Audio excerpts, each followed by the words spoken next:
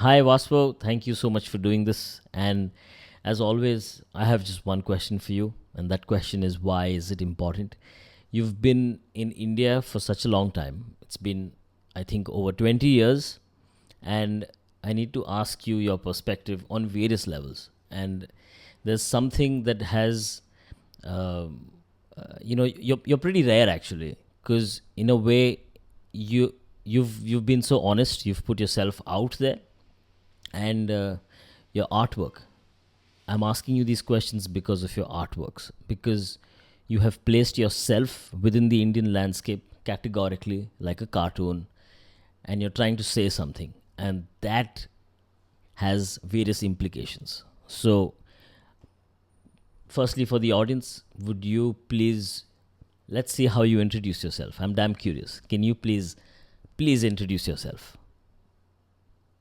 I thought everybody knew me. No, but I'm Waswo X Waswo. I'm Waswo X Waswo. I was born in the US in a small midtown city called Milwaukee and moved to India in about 1999, 2000. My first time here was actually 1993. And I do art, with hand colored photography and miniature painting. And the two interrelate, though many people don't realize that. And I basically love being here and I love living in Udaipur, where I keep my home and my studio nice. and my go down. And you go down. My go down. It's You nice. need a place to keep all the works that haven't sold. How many works have you unsold? How many you sell well, man. That's that. I don't keep track of the works that are not sold. I keep track of the works that have sold. But you do sell. So You do sell. You sell well. yeah. I Yeah, yeah, sell you okay. sell. We've been doing good. You've been doing I've good. actually been able to live on it for a while. So, Wow. you know, Yeah, yeah. That's good. That's amazing. so that's been good. Perfect. Perfect. Perfect. I know you don't want to get into this subject, but I want to ask you because you are a YouTuber. So do you want to speak about your YouTube channel? Yeah, I'll just say that I've had a YouTube channel for about 2 years now, a little over 2 years. Yeah. I started before Vaibhav, so I have great appreciation for Art History Plus and what he does, but it's a very informal YouTube channel. Yeah. Basically, I do rants and I do interviews, mostly interviews Ra- these days, speaking and of some commentary. speaking of rant, So I find it amazing because you have a great sense of humor and you rant, and in a way, like this, you mentioned it. You mentioned rant. You mentioned the word rant. Now the word rant implies again that you have a lot to say and you're frustrated about some things. So in a very short way, I mean, you can take 5-10 minutes, but it's great. But what are what are let's take three. What are the top three things that the core ideas that you rant about? Three. I know I've been following you on Facebook for quite some time. You've been ranting. You talk about American politics. You talk about art. You appreciate all of this. You're deeply passionate as a human being, and the reason why you rant is because you're passionate. And what are the three things? I think the number one thing I rant about is the way the arts are morphing and transforming into more of a political commentary on identity politics, gender, feminism, racial issues, all of this. They're no longer bringing people together, but they're dividing people. And art in the past brought people together. You could have people from two different, totally different political persuasions look at a painting And and find something human within it that they could both relate to and say, yeah, that's what true love is all about, or yes, that's what loneliness is really about. that's true. And the painter captured that so well. And we're losing that in our art now. We're totally losing it because of the focus on these But postmodern concerns. has So that's a has number one. has the art What? has the art changed, or do you think has the art writing and the curation changed? I think the art has changed, but I think it has been led by the curation and the writing because artists are stuck. In order to be curated into prominent exhibitions, curated exhibitions, they have to please a curator. And when you have curators, and I've known personally, Yeah. and some of these people I actually have liked and enjoy, but I mean, there are curators who have no experience in art whatsoever. They never studied art. They Yeah. never studied art history, Hmm. but they have a degree in political science Yeah. from Berkeley So they or have someplace they, else. they have So they're coming from a totally political perspective. Then they're cherry picking artists in the art community to create an exhibition that creates a narrative that they want to create because of their political opinions. And there's something greatly wrong with that to me. and that's why Because you curators in the past, and you my cousin's yeah. husband was a curator at the Natural History Museum in Milwaukee. Yeah. And it was always like, and just observing curators of the past, it was always like you research something without a bias.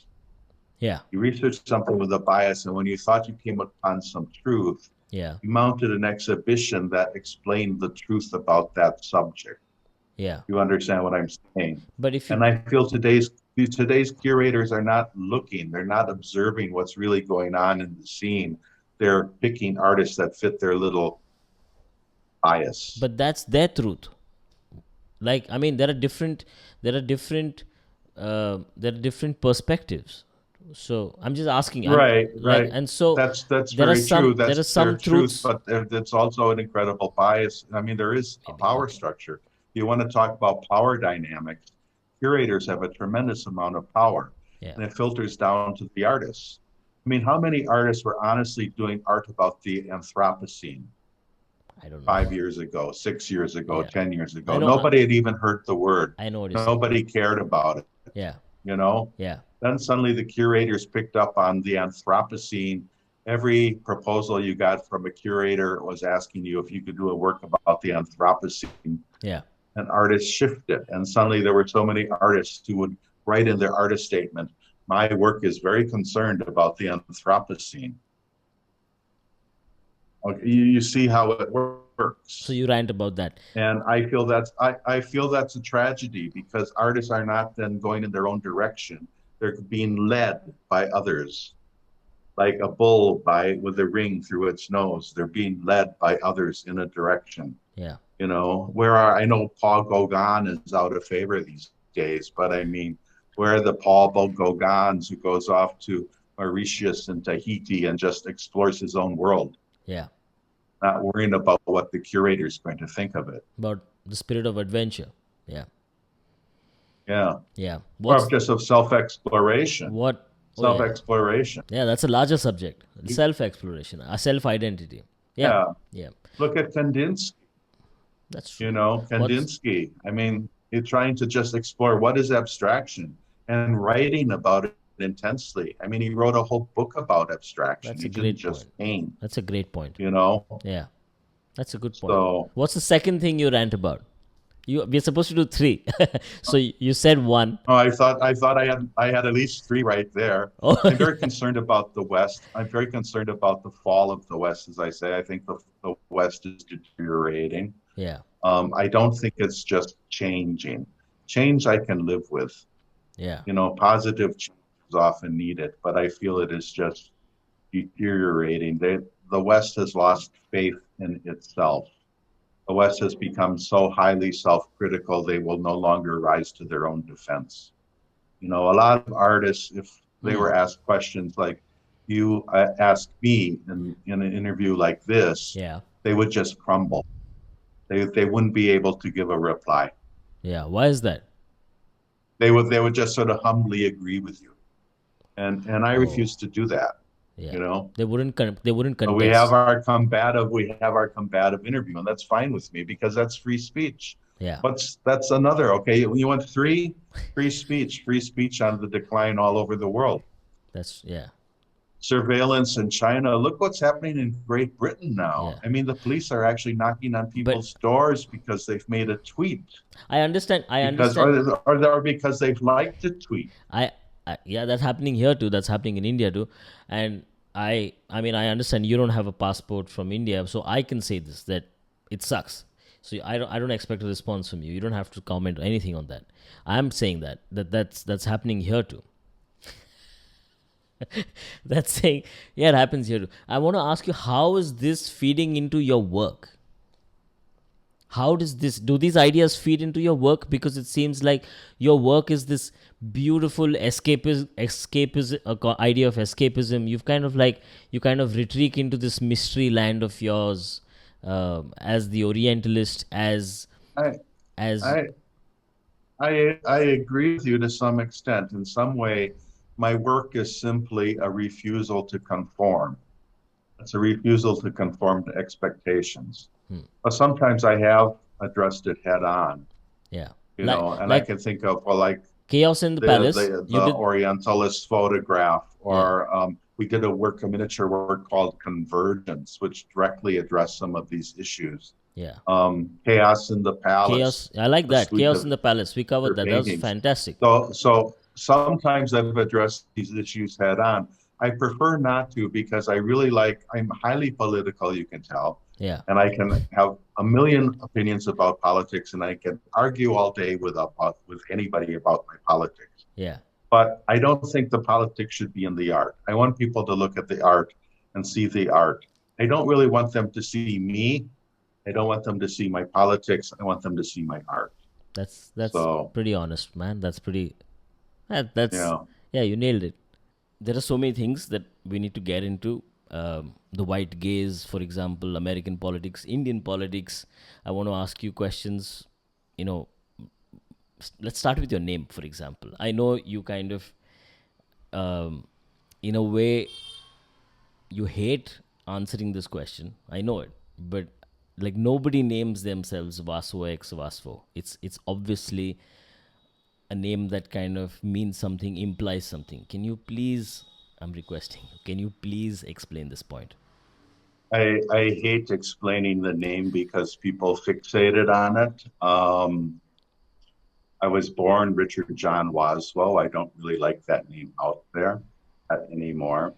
When I started doing art, and I came to art and photography rather late in life, I used to sign my name just Waswo. And then I was in London and I went to the National Portrait Gallery, and I saw Hmm. an exhibition by Horst P. Horst. And of course, Horst P. Horst was a photographer who photographed in Hollywood, Yeah. and he's sort of known as a glamour photographer. And I wondered how he got that name, Horst P. Horst, and I found out that he actually had been born with a very Germanic name, not Adolf, but something equivalent like that. And when the war broke out between, the Allies and Germany, he didn't want to be associated with his Germanism. So he changed his name. He only used his last name. And I walked out of the exhibition and I said to Tommy, I said, well, if he could be Horst P. Horst, I could be Waswo X Waswo. And it was just kind of like a joke. And then I kept thinking about it and I thought, well, that kind of has a ring to it. I like that sound. Yeah. But anyway, I like the name, and It's it's memorable. People would forget the name Waswo. People remember the name Waswo. it's interesting That's because that's the story. just today on Facebook you put out a post. In a way you said that. Uh, I mean, contemporary art these days is obsessed with the politics of identity, and in a way, you visit any contemporary art gallery, museum, or theater. Chances are that the works are essentially concerned with identity or race or politics or privilege. So this concept of the quest for truth, freedom, and the sacred, it's gone now. And so it's interesting you mention this, metamorphosis and kind of like politics, because you dabble in the same kind of idea about the politics of identity. Can you explain why is this so important? For And I'm going to peel the onion a little more, but I want to understand, why, I I for you, be I specific, like I, what? I Yeah. I'm interrupting you. I guess maybe I shouldn't be doing that, but No, no, it's fine. I grew up with the politics of identity because I grew up gay. I know I was gay when I was in fifth grade, Okay. and that was at a time when that was not at all acceptable in the U.S. or anywhere in the world. People didn't even speak about such things in public, Yeah. not even in private most of the Yeah. time. Yeah. Um, I came out in high school as being gay to my friends, my schoolmates, my family in 1968, which was Wow. just shortly 1968. after Stonewall, I believe. At that time, it was still shocking. It wasn't the time when your parents would hug you and say, "Oh, that's okay. I still love you." It was a time when This is. you heard things like, "I was lucky to have liberal parents. Yeah. I had quite liberal parents, so I was lucky that way." But they still had the attitude that, "Well, you'll outgrow this. You will change." It's a Blah phase or blah blah. They weren't real happy with it. Yeah. So identity was important to me. And also people will find it hard to believe from reading my Facebook posts. But when I was young, I was sort of a diehard communist. I sat in the school library and read the Communist Manifesto and Das Kapital. And I was really into that. It seemed like a real plan for the future that I would enjoy and that I would think would be worth striving for. And you've changed now. And yes, You've and changed now, drastically changed. I've changed drastically. It's been a slow process, which maybe comes from aging, No, I mean but politically. I mean politically. You've changed now. politically. Yeah. And people will think I'm on the right wing. I still think of myself as an old-fashioned liberal, but to me, the left has gone so far over the deep edge with identity politics, where everything is a discussion about pronouns and everything else, and it's like, oh, there's more important things to talk about in No, this but world. didn't Much didn't more that important things did to talk did about. not there's somebody today who's in the fifth grade who knows that they are queer, and it might serve them in the future. So don't you feel like a nuanced conversation of the extreme left in a way allows for the how do I say it, a more balanced kind of a worldview I think in in general? Western, there's a big difference between Indian society and American society, and European society. Okay, And in explain more. American society, it's so saturated. You have books about A, B, gay, books like that in children's primary schools. Yeah. They teach kids about gender. They teach people about different sexual orientations, even when they're young. And here? Um, Yeah. I'm not sure if that's needed or wanted. I don't know if that would have helped me when I was in fifth grade or not. Um, but I feel that what we're losing is we're losing the sense of a common shared humanity. We're all breaking down into these tribal groups that we have to, declare ourselves. I'm bisexual, I'm gay, I'm lesbian, I'm gender fluid, You all compartmentalize of yourself. this. You compartmentalize yourself. Part of my yes, yes. And to me, we're all human. Yeah. I want to ask you in the reason I asked you those the white gaze questions and the questions that were related to the Eurocentric lens is because your artworks themselves have that as the central theme of your artworks. You are the white guy looking at this country. You are in a white suit, a white guy traveling in your own artworks through the landscape of India. And how can you explain that story? Can you explain how that started? Well, when I exhibited India poems throughout India, and we took it to many different cities, and even in Sri Lanka, I got a lot of this feedback from the post-colonial theory crowd that I was, being Orientalist in some way. And so I decided I needed to make a change because I wanted to see myself as well as see others. Okay. So when I came to Udaipur, there were two things that I did. The first thing is I constructed a photo studio Yeah. with backdrops because there was often a confusion that I was somehow documenting India. And in But my weren't mind, you? I was not documenting. You weren't. I wasn't documenting India. To me, I was making pictorialist photographs, Yeah. which is what I always did. I made pictorialist photographs. Yeah. So I moved it into a studio setting, natural light, with painted backdrops. To me, they announced to the people that they were constructions, and Oh. they were a little tongue in cheek. They were a little tongue in cheek. I thought that people viewing these are not going to confuse this with some white guy coming to India and like documenting a culture he knows nothing about, which I really don't. I still, after 20 years, Oh, I come know on. very little about Indian culture Yeah. compared to scholars. Okay. Yeah. So to me, that strategy worked because as soon as I did that, the response to my work totally changed. Then suddenly people started to enjoy it, and Yeah. I started people to really like it. I started getting some exhibition invites, Yeah. start to make sales, not just to foreigners, but sales to Indians as well. Yeah. So that whole thing changed. But what was missing was me. And at that point, other than one or two photos, Yeah. I was not putting myself in the frame. Yeah. And so that's how the miniatures began, because I wanted to tell another story, and that was my story as the guy in India, the foreigner in India. Yeah. And so we did a I, box set called The Secret Life of Waswo X Waswo. can you explain that And the foreigner in India? Why was it important to for you to? Do you have a story for that? Do you have a kind of explanation for what it meant to you personally? Like the foreigner in India. Why was that story so? Uh, why did that well, pique? because part of it was just my own bumbling and lack of knowledge of the culture. Part of it was like Yeah. understanding my own foolishness and being out of place. Part of it was feeling like the other, and part of it was sort of a response to this whole notion that I was the other. So Yeah. I wanted to look at myself. And so that's when I started working with RBJ, the miniaturist, giving him ideas.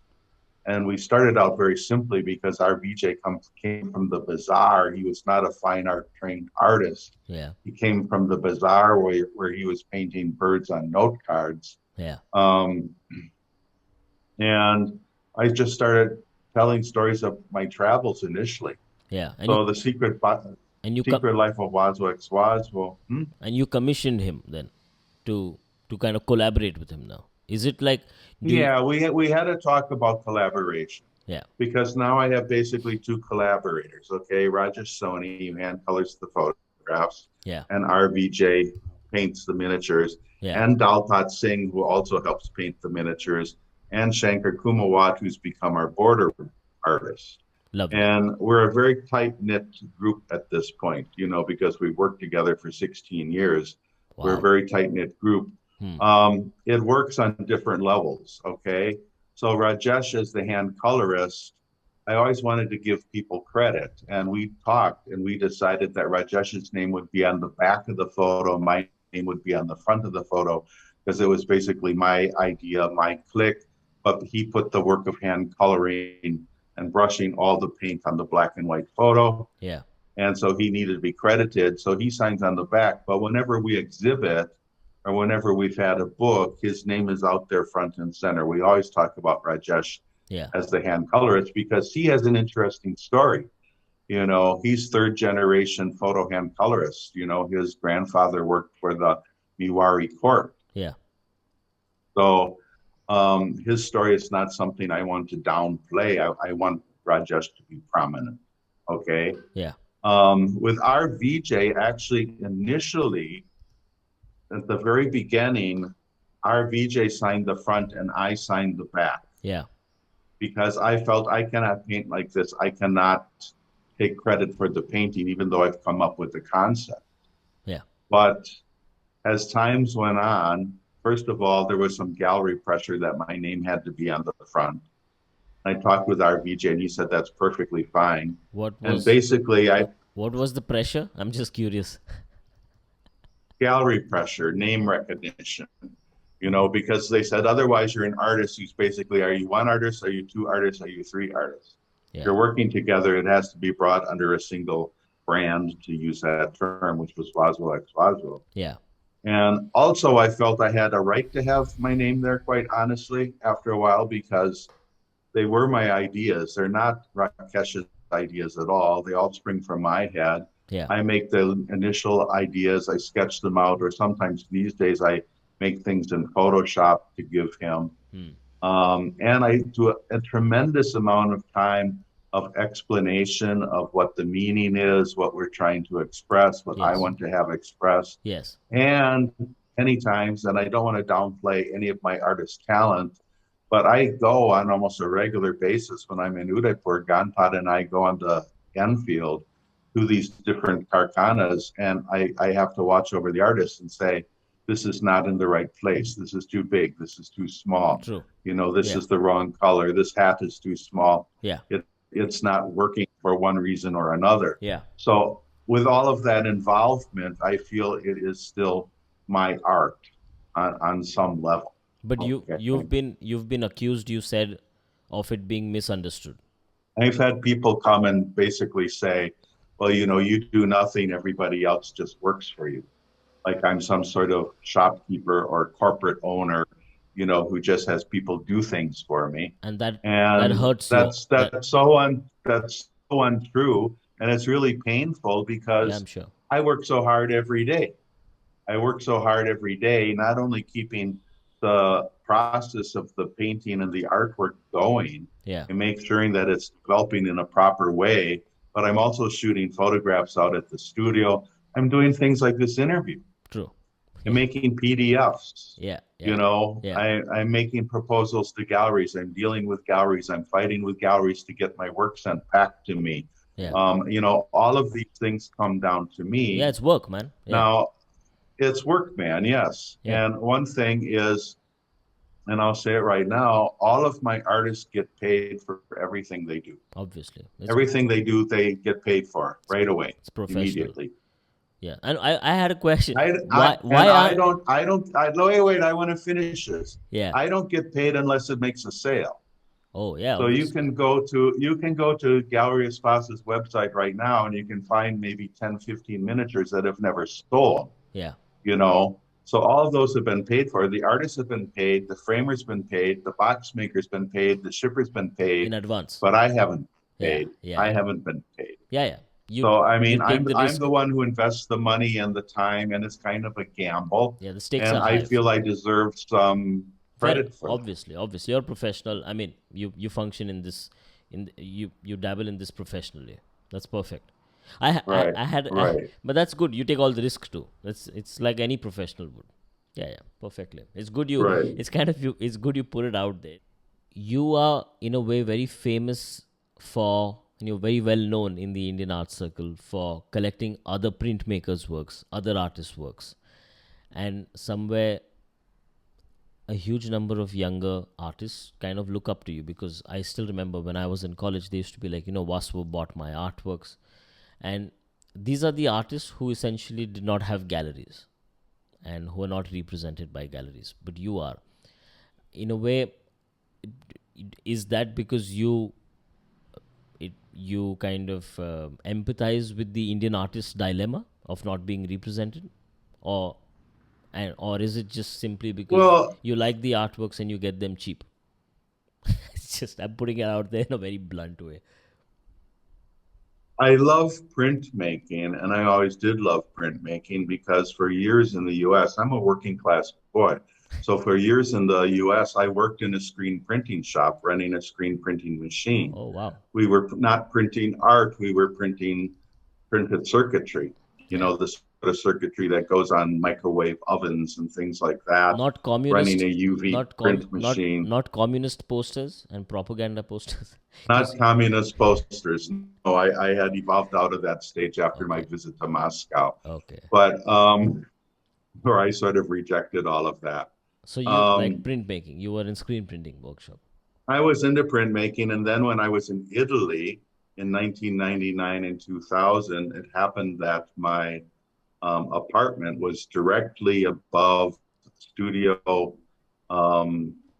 Bizante, Il Bizante, and very famous printmaking school in Florence. And I could look down into the courtyard and I could see the students working and making their prints.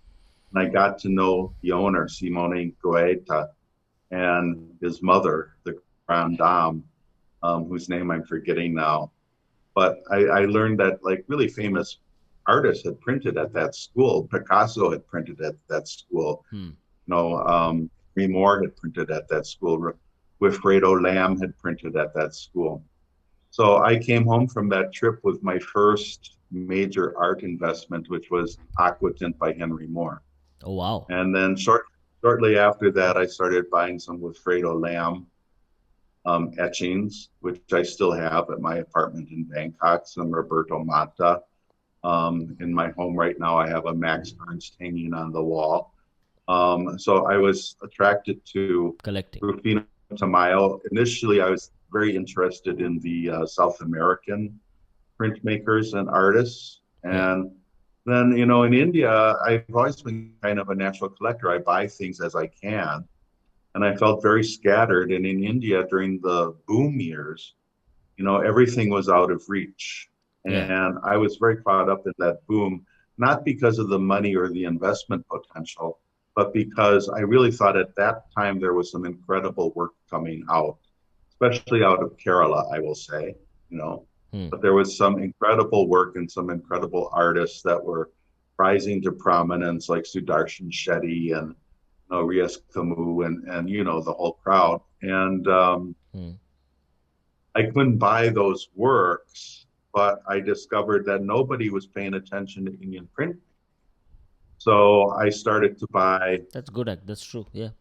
Indian prints because they were inexpensive Yeah. and by some big name artists. So I was buying Bengali school, Nandalal Bose, Aaron Das, B.B. Mukherjee. I was buying prints by those people. Yeah. I always intended, as the collection grew and I got very serious about making this collection, Yeah. I always wanted to donate it to a institution. And I wanted to include young printmakers who were doing things at the time too. Yeah. So pretty soon I was collecting Jagadish Temanyeni and Sogra Kurasani and Lovely. Lovely. Pratap Modi and all of these people. Yeah. I think for me it was a way of giving back because in spite of my maruking, which I'm doing, but you're kind of eliciting this out of me in this interview, Yeah. I felt India had been very good to me. Yeah. India had allowed me to move here and stay for a long time, relatively hassle-free at the time. Yeah. I wasn't fearful of being kicked out. I was slowly becoming more and more accepted by the India art scene. Yeah. Started to have some of my first exhibitions, and I wanted to give back in some way. So that print collection for me was a giving back. Yeah. It helped. And it cost me a lot of money. Yeah. And I'm sure. people don't realize this, but I'll say it. But when I came to India, I had this much money, and now I have just a little over half of what I had when I. Yeah, because you bought so much art, man. So no, I mean, I came to India, with X amount of money and felt rather flush actually. And after creating that collection of printmaking, Yeah. which was not a cheap endeavor, I really have, barely more than half of what I came with. So, some people imagine that I'm here and I've exploiting the country and I'm making a lot of money here. I'm really not. I'm kind of barely hanging in. And that's always been my attitude towards art. Yeah. As long as I make enough money that I can keep going. I Yeah. just want to make enough money that I can keep going because I really love making art and Yeah. I don't want that to stop. Yeah. So it's not a business for me in the sense of I plan to make money out of this. It's always been a passion, and there's a difference between a business and a passion. That's true. So of course I have to run it like a business, but it's a passion. Anyway, I gave away that entire print collection to the University of Iowa Stanley Museum of Art. Oh, wow. And it left India number of years ago. And the reason I gave it away to an American institution, Yeah. I had interest from the Library of Congress. I had some interest from the Art Institute of Chicago, actually, a couple other minor museums in the U.S., but Iowa wanted it the most. They were just desperate for that collection. They have a real connection with India. They have a strong group of Indophiles among the faculty. Yeah. And they actually flew me to Iowa City and they had me give a talk on Indian printmaking that lasted 2 hours and filled up the room with about 300 people. There was so much interest Nice. in the collection. That's why I decided to give it to them, because they were the ones who had I always go with the enthusiasm, That's and true. when I work with people too, it's like I want to go with people who are enthusiastic Yeah. and have a passion to do something, Yeah. Yeah. So Cool. anyway, Allow me to next ask you. question. My You're being a very tough interviewer, and I know that's your style, no. but you're asking all the questions I hate, Yeah. No. to be honest.